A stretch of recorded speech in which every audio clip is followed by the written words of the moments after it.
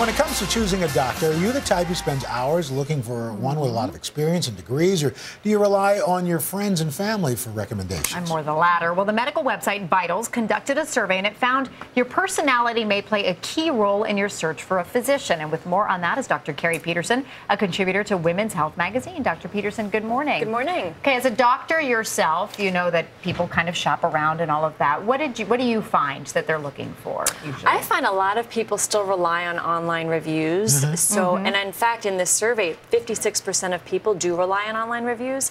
And about 70% of people in the survey found that the doctor-patient relationship was more important to them than actually the academic credentials. So that's very important to have a good rapport with your doctor. And if you have a good rapport with your doctor, you're more likely to follow their health regimen, which makes you a healthier patient. Sure. Okay, so walk us through these different types. We talk about, let's start with the Uber. This is somebody who advocates for his or herself and their family.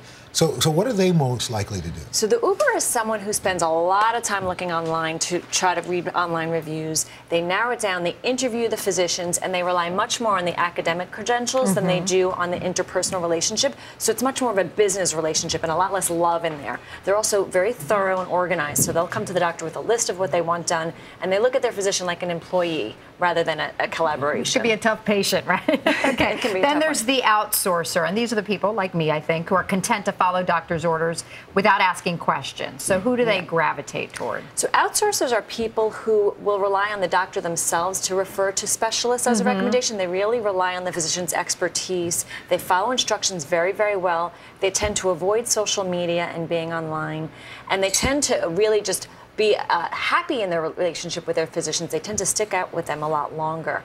So they have a lot of... the loyalists, right? They're the loyal patients, yes. And then the nurturers rely on family and friends, acquaintances for recommendations. They do. They're the social type of patient, someone who looks at their doctor as their extended network, so to speak. And they work very collaboratively with their physicians, and they tend to be very good listeners as well.